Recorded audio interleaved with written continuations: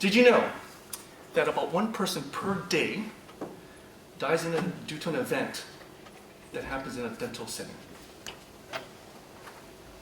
That results in about 350 lives lost in a dental or surgery practice. To put this in perspective, this is equivalent to a flight from JFK to LAX, crashing, killing everybody on board, happening twice a year.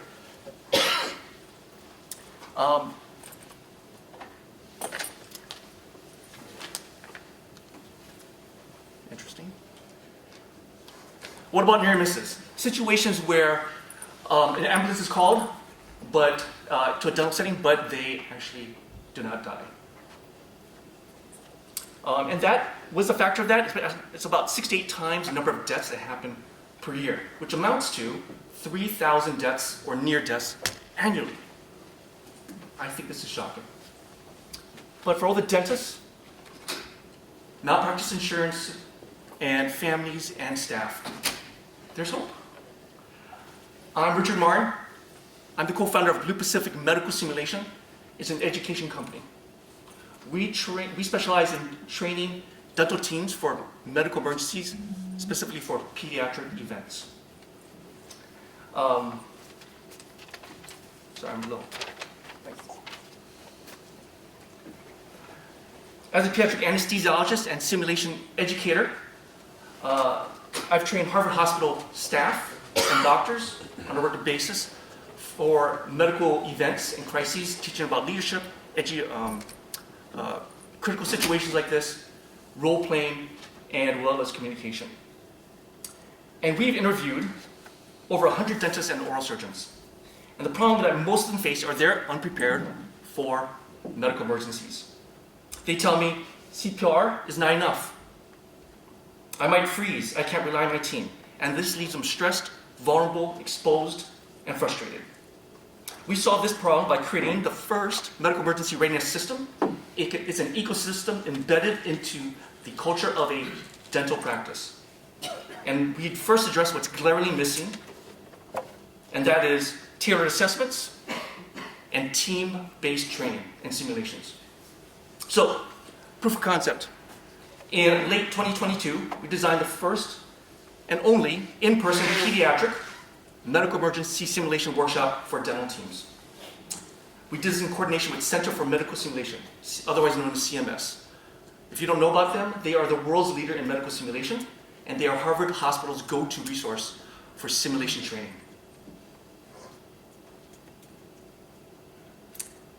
So, since 2022, we've been beta testing it, as well as iterating it with local New York dental practices. And so participants called it realistic, engaging, and transformative. And this is one of our participants who said it was brilliant. And therefore, participants kind of are saying that post-workshop impact. We do a post-workshop survey of about 14 questions, and we've looked at these many participants at these many offices. And we've shown consistent scores about 4.9 to 5.0 across the board. So a little bit about our team. I'm a pediatric anesthesiologist. My wife is a pediatric dentist.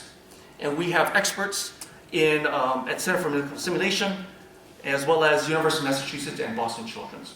That's a little bit about our team. And so why am I here? Because ever since I was a high school hospital volunteer and a college medic, I've been fortunate to be saving lives along with the best teams. And our goal is to transition the gap, or bridge that gap, between what the best hospitals are doing in terms of how to be prepared for medical emergencies and what dental practices are doing. So that we can create a stronger safety culture so no child ever dies in a dental practice ever again. So a little bit of our stage and business model here. We're transitioning, I believe, from the validation to the early revenue stage. We like to use a hybrid revenue model that's based on subscription services, one-off training sessions, as well as tangible educational resources. Our go-to-market strategy is focusing on practices and DSOs that are caring for children who want eager and rapid who are eager for rapid, comprehensive emergency preparedness. Our marketing is going to be focused on email campaigns, social media, networking events such as this, where we promote our free resources, assessments, wait lists, and CE courses. Our value proposition. We're going to transform from basic to advanced in less than a year, as well as subscription service that goes beyond that. We go from learning to execution. We go from competence to performance. Our core service is a live workshops. All right, that's our main core service, but supported by these tailored continuing education resources, tools, and proprietary assessments. Our sales strategy is going to be assessment-based selling that leads to one-on-one conversations and therefore gives us a better idea of what their needs are and tailoring proposals. And partnerships. To boost our credibility and reach, we'd love to partner and campaign with we want to partner with dental associations, malpractice insurance companies, and educational institutions.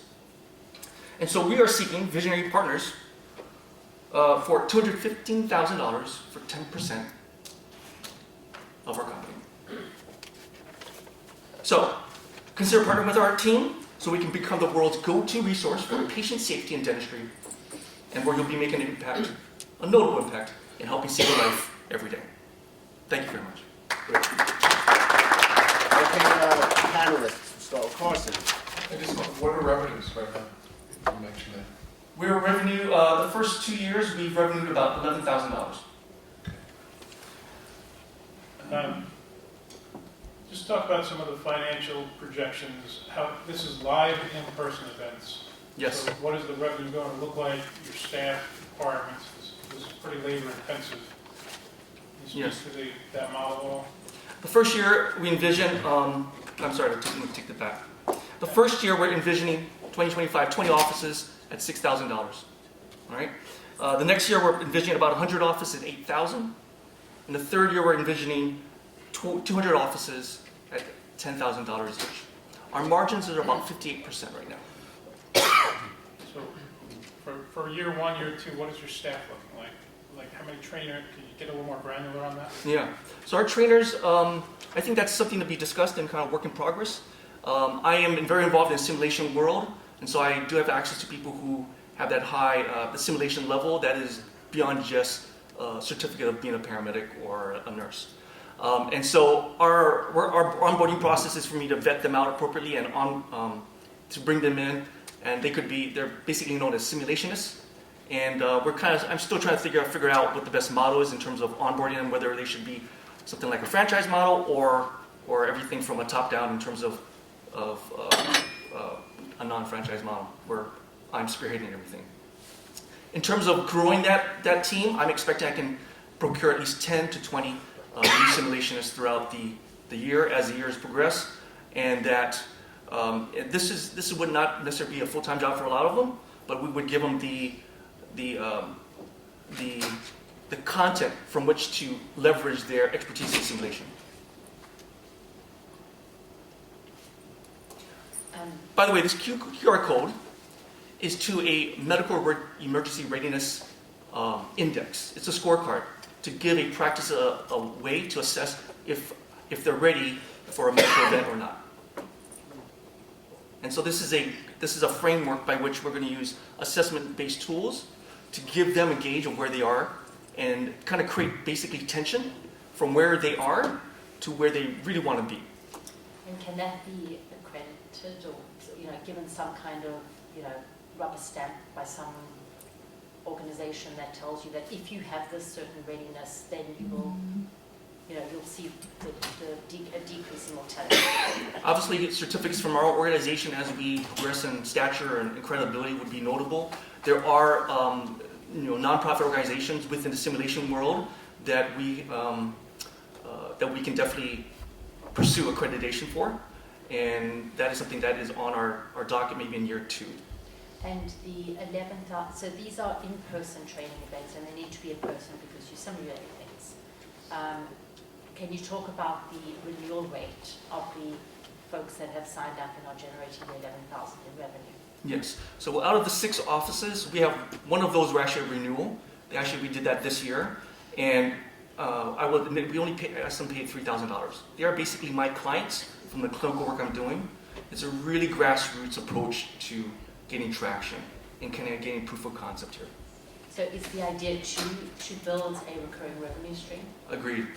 Ideally through a subscription service. I know that not everybody that goes through this may be more of a one-off training session, but the idea is to create traction through that and eventually a subscription service that allows for repeat business. And by the way, but through that we would be creating assessments. So before and after, so they can see their progress. And again, hoping to release some of that tension, that where they are to where they want to be. Thank you. What does the cost of this compare to like a PALS or ACLS kind of service, and how are people finding out about it? Yeah. So I think you're asking about like how is this different than CPR? Is an often question I get. Very relevant. CPR is very skills based. It's also very, I mean, most of us have taken that here, and also whether it's PALS or ACLS, it's very focused on what do you do as an individual. The emphasis is very little on teamwork.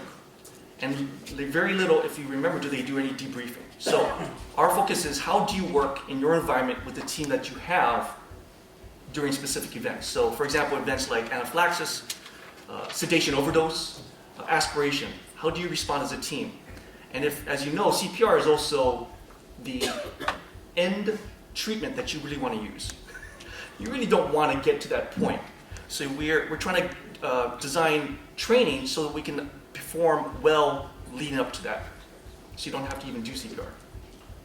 Is there any possible benefit on the malpractice insurance side to have this, to complete this, or is there a certification? I think sort of extended James' question. Yeah. And by the way, to answer your initial question about CPR, this would be complementary to that. It's not competing against it. To answer your question about malpractice insurance companies, I think that's part of my need is helping get access to the right people in that industry. I mean, if this was something that was a compliance requirement, fantastic. But our model and approach is similar to what I would describe as like Tesla or Apple. I want to hit high-end practices that care about value and quality. And then obviously along the lines, as compliance comes down and as the benefit starts to come out and spread, then we can start market to much more general, broader market. My goal is not to go broad, my goal is to go niche, and then grow from there. Hope that answers your question. Great, thank you very much. Thank you very much.